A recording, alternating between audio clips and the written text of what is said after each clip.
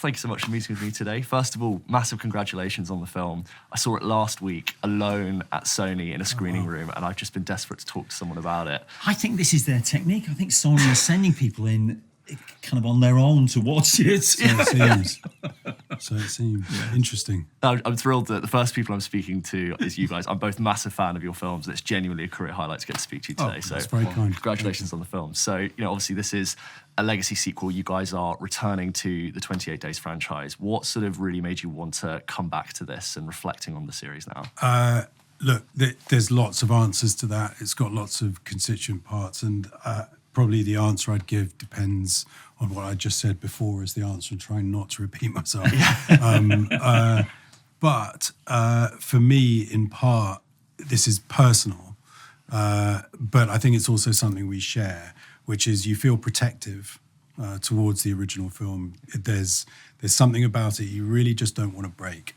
And film has a really complicated but very obvious relationship with commerce.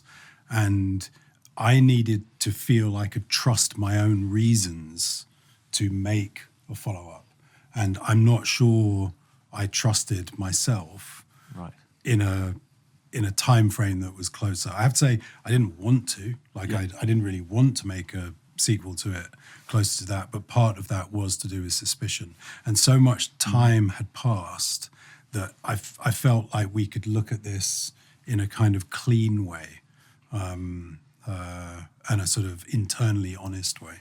I think it's also the ambition. It allowed the time passing since the not quite 28 years, but 23 years, gives you not a clean sheet, but it does induce that feeling that you could sort of, if we're going to do it, we could do anything really. And Alex came up with this idea of 3 films, which is an epic, and all within the island, and just this British cast. And it's like, whoa, this is not what people would expect you to do. Expansion feels like, Succession feels like that you'd spread out, and it sort of did the opposite of that. And I love a box. I love getting trapped in a box and then just go, I love that, because and that's a great dynamic tension for me. I'm a little bit annoyed you guys couldn't have waited a few more years for it to be 28 years It would have been later. too cute. Too cute. Was there a conversation about actually doing it 28 years exactly? No. Too sweet. I think once you get past 2 decades, you're allowed. Yeah.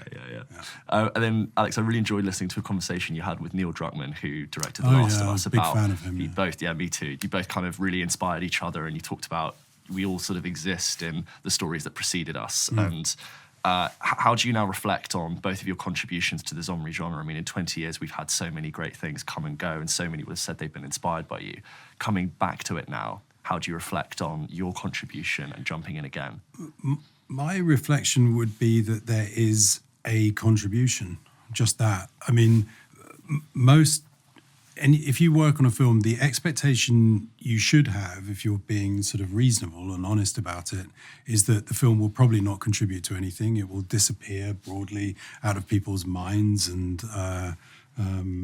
be essentially, like some kind of Blade Runner quote about tears in rain, or so it'll just sort of vanish, basically.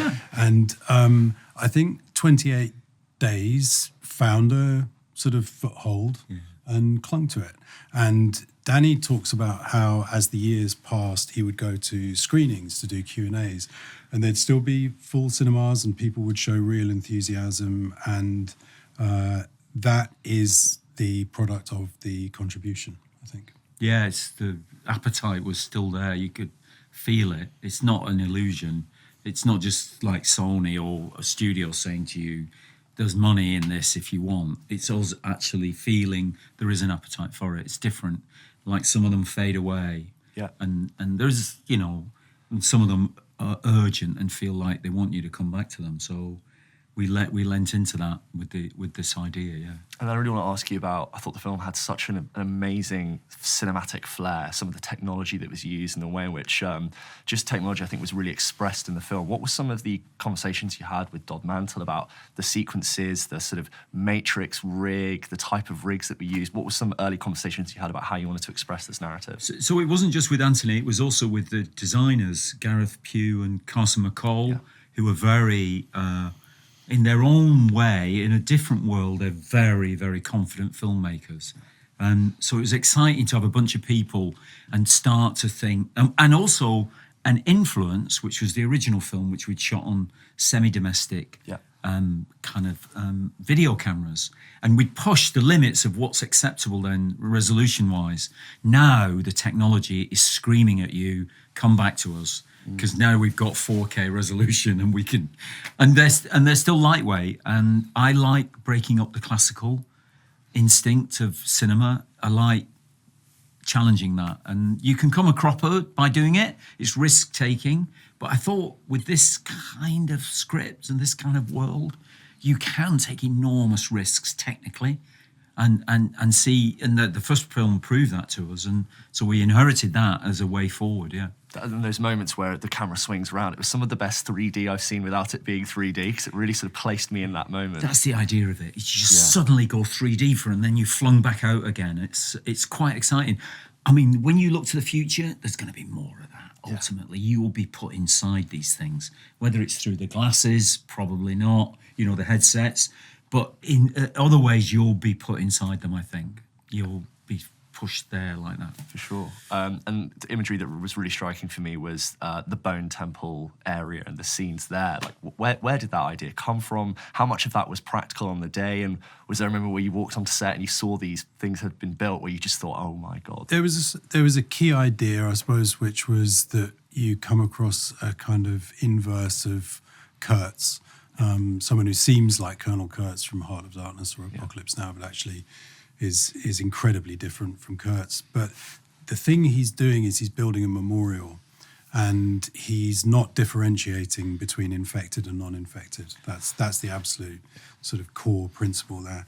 And what I have found and what Danny's found, we've talked about this, so I'm not just intuiting this. When you go to a very good memorial, they are stunningly powerful. Yeah. So they can be graves in France relating to D-Day or First World War, or the Twin Towers. The memorial there is absolutely stunning. Yeah. The Vietnam War memorial in Washington and in Cambodia, in Phnom Penh, there is a memorial which is a collection of skulls. And you look at the skulls and you think about the minds that once inhabited the skulls and the lives they represented, and how similar the skulls are and how different those people would be. And it's not a morbid thing, it's a powerful thing. And so the idea was a memorial. Yeah, like death is a great equalizer, sort of everyone being reduced sure to fucking that is. Yeah. No two ways about that. Rupert Murdoch will discover that.